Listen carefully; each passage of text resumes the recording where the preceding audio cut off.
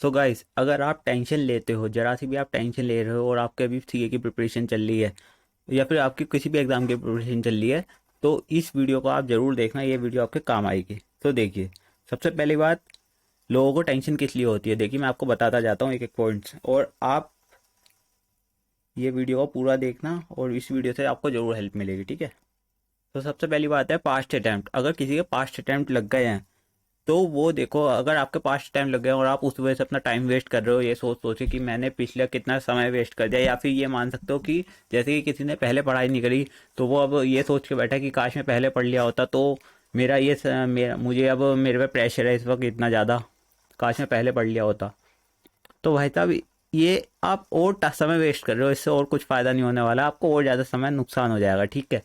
जितना आपने समय पहले वेस्ट कर दिया वो कोई दिक्कत नहीं है, वो एक संकोष्ठ है, वो वापस नहीं आएगा वो समय, ठीक है। तो वो आपके डिसीजन में मतलब कुछ हेल्प नहीं करने वाला है, वो एक तरीके से संकोष्ठ है। वो जो समय बीतना था वो बीत गया, आगे का समय आपको अपनी पढ़ाई में यूटिलाइज करना चाहिए, ठीक है। तो वो संकोष्ठ, अगर आपने एस पढ़ा है तो सीए फाइनल का कोस्टिंग, तो उसमें उसे बताया गया है कि संकोष्ठ को इग्नोर करना चाहिए। तो जो आपका समय लग गया वो इग्नोर कर दो। और जो भी कोई अगर सीए छोड़ने की सोच रहा है फाइनल में आके, तो ये सोचो कि जितना तुमने जैसे 5-6 साल बिता दिया, फिर 7 साल बिता दिए, चलो मान लो 10 साल भी बिता दिए, तुम ये सोचो कि मैं 1 साल बाद, मुझे सिर्फ 1 साल देना है और मैं 1 साल में सीए बन जाऊंगा, है ना। तो आपको ये देखना है कि अब मेरे पास क्या है। अगर मैं अपना अगर मैं क्या करता हूँ, अगर मैं कहीं और जॉब में जाता हूँ तो मुझे 35,000 रुपये मिलेंगे, पर अगर मैं क्या करता हूँ, मैं 1 साल लगा के सीए बन जाता हूँ तो मुझे 60,000 या 70,000 की नौकरी स्टार्टिंग में मिलेगी, फिर बाद में इंक्रीमेंट भी होगा। सो ये चीज़ आपको देखनी चाहिए कि आपको ये देखना चाहिए कि अगर कोई और दूसरा बंदा कोई सीए कर रहा है तो उसे 5 साल लगाने पड़ रहे हैं, मैं 1 साल में बन जाऊंगा, क्योंकि मेरा जो पिछला समय था वो तो एक तरीके से लग चुका है, वो कभी वापस नहीं आएगा, है ना। तो ये बात है।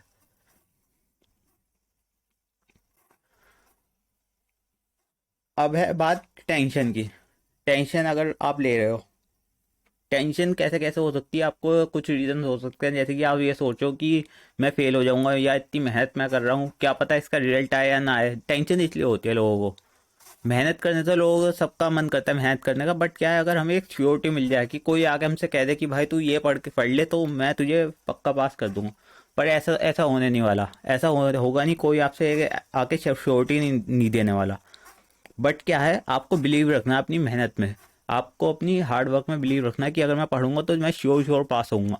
आपको ये नहीं सोचना कि मैं फेल हो जाऊंगा या रिजल्ट क्या रहेगा। आपका काम है पढ़ाई करना, आप पढ़ाई कर सकते हो, बाद में बाकी काम भगवान का है, भगवान आपको पास करवा देंगे, ठीक है।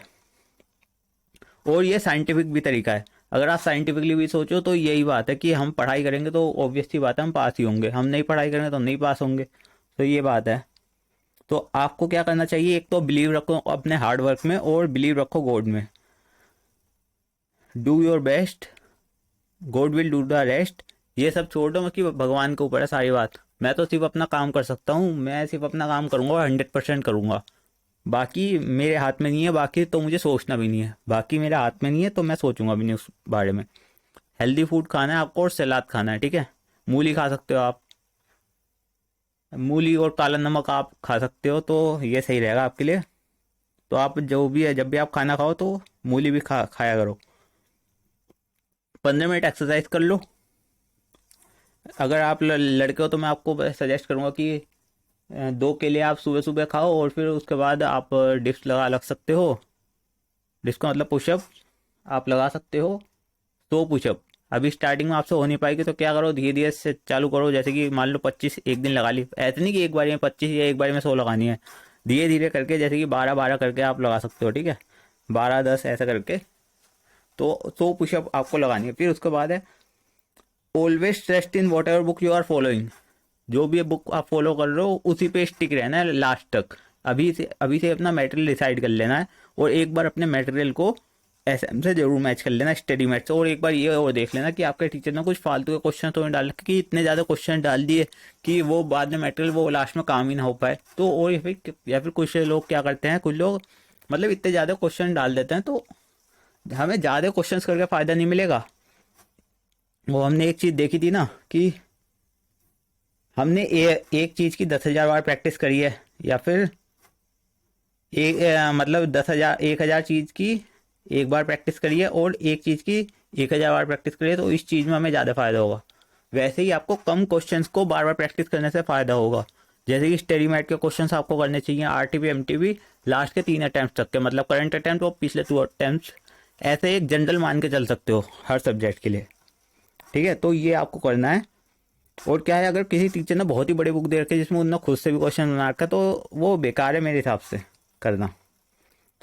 2 लीटर आपको पानी पीना चाहिए, क्योंकि हमारा जो दिमाग है ना, वो मतलब उसका मेजर पोर्शन पानी से बना हुआ है। ठीक है, वो लिक्विड से बना हुआ है, तो अगर आपके शरीर में पानी की कमी हो जाएगी तो आपका दिमाग भी खराब हो जाएगा। वैसी पढ़ाई चल रही है और वैसी मतलब दिमाग तो आपका वैसे ही खराब रहता होगा, तो और क्यों खराब करना। अपना पानी वानी पियो सही से, ठंडा पानी पियो, धूप में बैठो जाके। कुछ लोग कहते हैं कि वो कंपैरिजन करते रहते हैं, कंपैरिजन करते हैं, अपने आप को कंपैरिजन करते हैं। चलो इस पॉइंट पे भी डिस्कशन कर लेते हैं। ठीक है, 9 पॉइंट कंपैरिजन।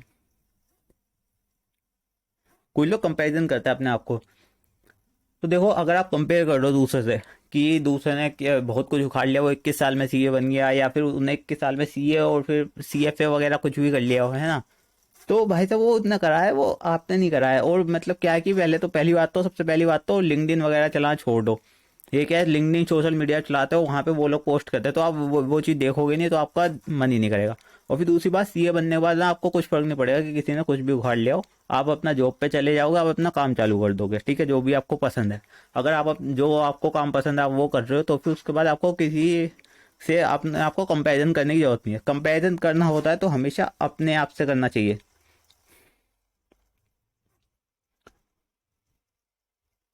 हमेशा अपने आप से कंपैरिजन करना चाहिए कि एक दिन पहले मैं क्या था, आज क्या हूँ। एक दिन पहले मैंने कितनी पढ़ाई की थी, आज मैंने कितनी पढ़ाई कर ली, और आगे अपने आप को डेवलप करना है आपको।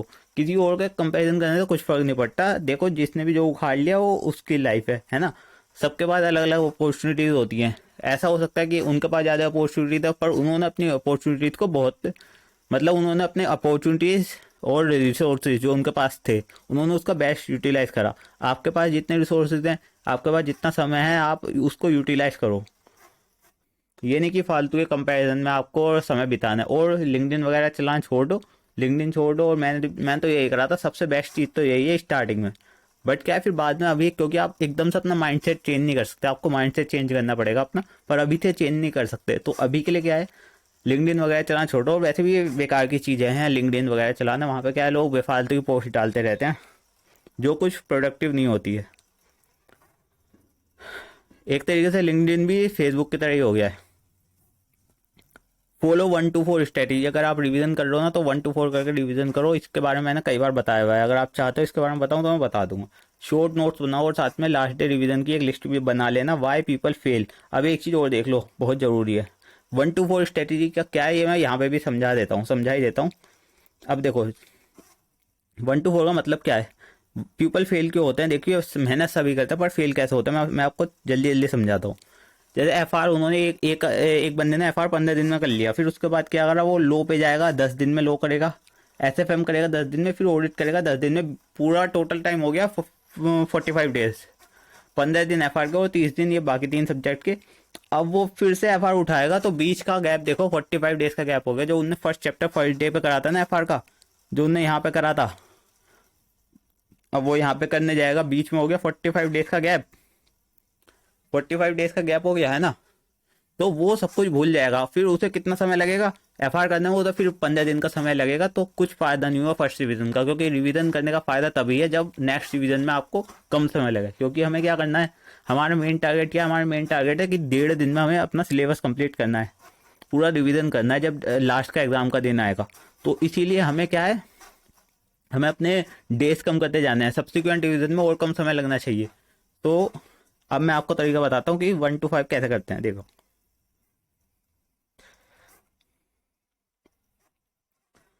देखो जैसे कि आप एफ आर कर रहे हो, एफ आर के साथ आप मतलब एक प्रैक्टिकल सब्जेक्ट, एक छोटा सब्जेक्ट उठाना है आपको। सुबह सुबह आपको प्रैक्टिकल करना है, क्योंकि प्रैक्टिकल करने में लगते हैं आपका हाथ चलता है। तो क्या हाथ आपका थक जाएगा, या फिर आप बोर हो जाओगे। जब बोर हो जाओगे तो थ्योरी पढ़ना चालू करो। थ्योरी में आप क्या कर सकते हो, किसी की वीडियो चला सकते हो सर की, जैसे कि आप थक गए बिल्कुल प्रैक्टिकल करते थे, तो रात को थ्योरी चला लो। तो थ्योरी चलाओ, 3 घंटे की वीडियो देखो, 3 घंटे की वीडियो होती है जनरली, या 2 घंटे की होती है।